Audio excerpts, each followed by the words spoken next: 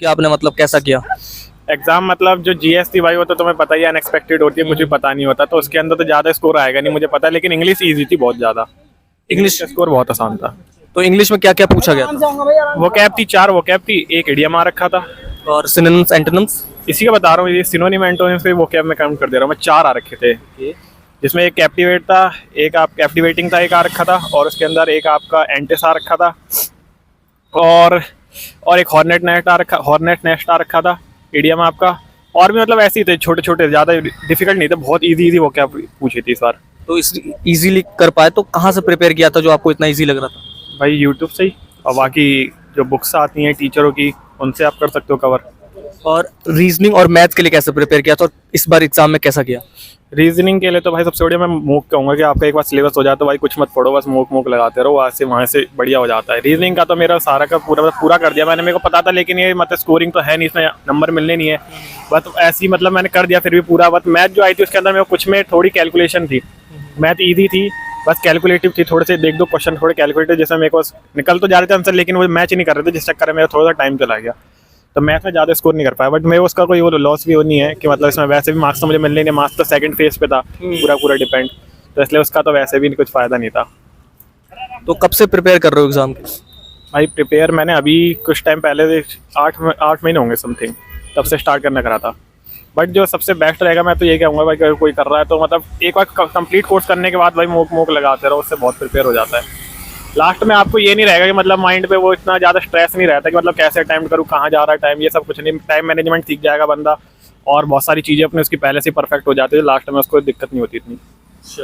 तो ये जैसे आपने बताया कि जीएस अनएक्सपेक्टेड, तो उसमें क्या ऐसा तो नहीं है कि 2024 का ना पूछ के 21, 22, 23 का पूछ लिया हो? 23 का था, सारा 23 का 2 क्वेश्चन आए थे, वो उसके अभी करंट के थे 2-3 क्वेश्चन, वो 23 के ही पूछे हुए थे, जिसमें एक हमारा ये कहते हैं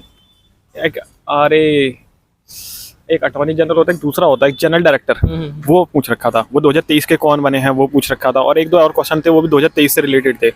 सारी जीएस जो थी वो 23 पे थी, जो अगर करंट में आ, और बाकी जो हिस्ट्री तो भाई वो कुछ भी पूछते हैं आजकल, तो वो इजी पूछ नहीं रहे, उसमें डिफिकल्टी डिलीवर कर दिया हमने बहुत ज़्यादा। तो करंट अफेयर जो बच्चे आने वाले हैं या देंगे जो भी कुछ दिनों में, तो करंट अफेयर कहाँ से करे, कितना मतलब किस साल तक का करे तो आपको लगेगा सही हो जाएगा?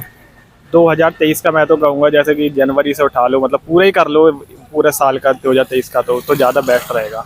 और वरना अगर नहीं भी करना है, अगर जिस पर ज़्यादा कम टाइम बचा है, तो भाई अगस्त से ले लेना, अगस्त से अब तक का हो सके तो कंप्लीट कर लो। अच्छा, ये वाली जो जॉब्स है एसएससी एमटीएस की, तो इसमें लो लेवल की जॉब्स है, तो आपको ये वाली जॉब्स क्यों चाहिए? दूसरी आपने क्यों एंट्रेंस प्रिपेयर नहीं किया, ये क्यों इतना इंपॉर्टेंट है?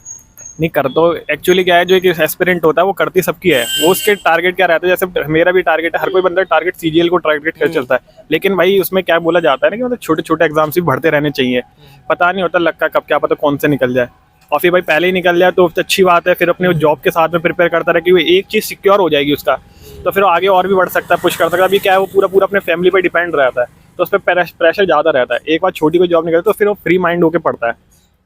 थैंक यू भाई हमसे बात करने। शुक्रिया भाई, थैंक यू। कैसा गया भाई एग्जाम? एग्जाम भाई कभी बढ़िया गए अनुगति। कहाँ से आ रहे हो? हमारे यहाँ भाई झज्जर थी। सर जज्जर से इतनी दूर तुम्हारा सेंटर पड़ा, तो सेंटर पहुंचने में ढूंढने में कोई दिक्कत तो ना आई? ना कोई दिक्कत ना आई है, दिल्ली थी कहती नू गड्डी में आया था रागा अपने भाई मेट्रो में। तो कैसा रहा एग्जाम, किस मतलब सही रहा कि नहीं रहा? एग्जाम कति बढ़िया गयो, कति आसान प्रश्न आ रहा था, कति बढ़िया एग्जाम गयो। इंग्लिश में क्या क्या पूछा गया और कैसा किया आपने? इंग्लिश में कति बढ़िया पूछो गए तो भाई इंग्लिश का कैसा किया आपने? इंग्लिश बहुत बढ़िया थी भाई, कति आसान प्रश्न पूछ रखा था, कोई हार्ड लेवल नहीं तो। और युवती का जितना पेपर होया ही उनती पिछला मैंने सेट देखा था, उनमें सारा आसान इंग्लिश ही कर थी। और जीके जीएस थोड़ा सा अनएक्सपेक्टेड था, तो उसको कैसे प्रिपेयर किया था? जीके जीएस तो भाई देखो होती है वैसे तो, बाकी मैंने कर ली थी थोड़ी बहुत जीके, बाकी आधे क्वेश्चन रह गए मेरे, उनमें थोड़ा हो गया था तो कम आ रहा है उसमें तो। अच्छा, जीके जीएस में 2024 के ही पूछे गए, 23, 22, 21 के भी पूछ रहे थे? 23, 22, 21 सब कुछ पीछे तक का भी, 24 का करंट अफेयर का भी था, और 24 के तो 2-3 थे शायद बस। अच्छा, इंग्लिश का जो था प्रीपोजिशन या फिर सिनोनिम्स एंटोनिम्स, तो कहाँ से प्रिपेयर किए थे, या और कह रहे हो इजी लग रहा था? मैंने भाई नीतू मैम की एक बुक है उसमें से प्रिपरेशन की थी इंग्लिश की, तो वो अच्छा लगा? बहुत अच्छा लगा, उससे मैंने बहुत हेल्प मिली उस बुक से। हाँ और मैथ और रीजनिंग कैसे थी? मैथ और रीजनिंग कैसे थी? मैथ रीजनिंग तो आसान है, रीजनिंग तो कोई भी कर लेता, और मैथ में तो एडवांस के तो कम ही थे, बेसिक ज़्यादा थी उसमें। कब से प्रिपेयर कर रहे हो एग्जाम के लिए? एग्ज़ाम के लिए मैं 6 मंथ हो गया। 6 मंथ होगा तो कितने अटेम्प्ट हो पाए? अटैम्प्ट हुए थे भाई मुझसे 75 क्वेश्चन हुए थे अटैम्प्ट, और बाकी में तो थोड़ा तुक्का ही मारा मैंने। तो चलिए ओवरऑल बढ़िया रहा आपका एग्जाम। बिल्कुल बढ़िया गया भाई। चलिए भाई